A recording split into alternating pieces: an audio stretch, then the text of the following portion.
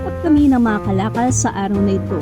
Mayroong nagpa-pick up sa amin na school at sa isang barangay kung saan pumick up din kami ng mga bakal noong nakaraang linggo. Medyo natambakan nga talaga kami. Unang bumalik na nag-pick up ay mula sa school gamit ang aming sidecar. Dala nito ay mga sako-sako na PET or plastic bottles. Tinimbang na namin ang mga ito at nilista. Hindi lang natapos i-pick up ang sa school dahil baka mag-cause ng traffic sa amin. Kung loloobin ay sa susunod na araw na lang mabalikan uli ang school. Kasabay din kasi nito ang pag-pick up ng mga bakal sa isang barangay. Noong nakaraang linggo din ay pumick up kami roon. Maraming mga bakal ang na-pick up namin at hanggang ngayon ay hindi pa tapos ang pag-pick up doon. Habang nag-pick up at tumatanggap ng mga kalakal sa customer, ay nagkakarga naman ng mga bakal sa truck para ma-deliver namin sa sulungan.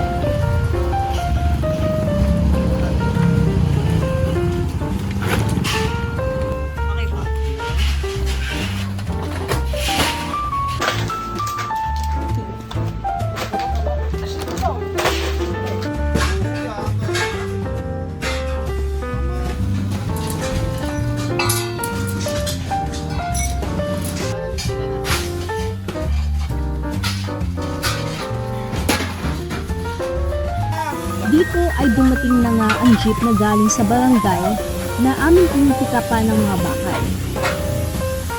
Binababa ang mga bakal para matimbang ang mga ito at mailista. Sa ngayon ay umabot na rin halos 6 na toneladang bakal ang na-pick up namin doon at marami pa raw mga bakal ang natitira na hindi pa na-pick up.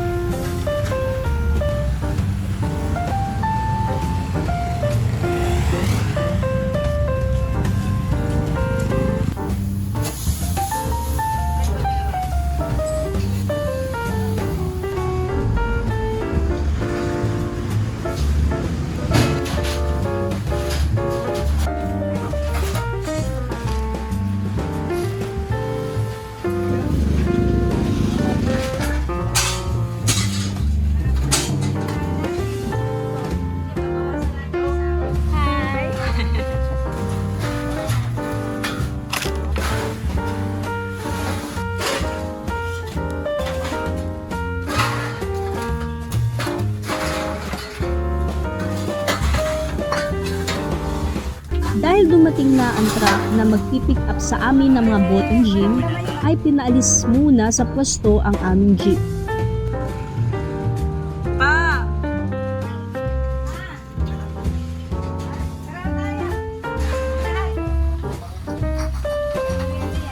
Lumipat muna sa kabila naming gate para ibaba at muling pumick up.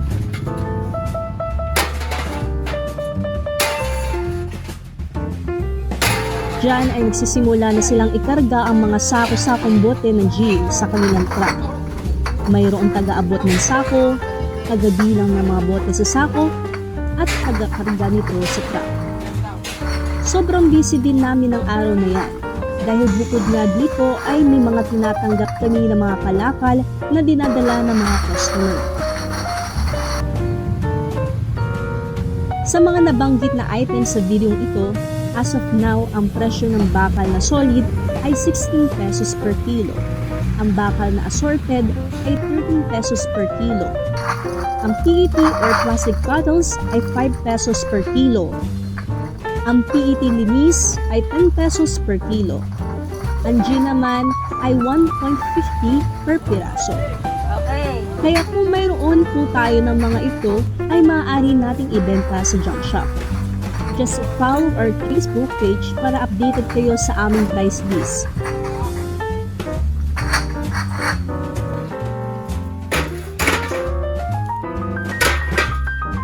At sa nais magbenta sa amin, ay dalhin niyo po sa aming shop. At kung marami talaga at nais magpa-pick up, pwede po kayo roon mag-message. Maraming salamat po sa Diyos sa lahat ng mga bagay.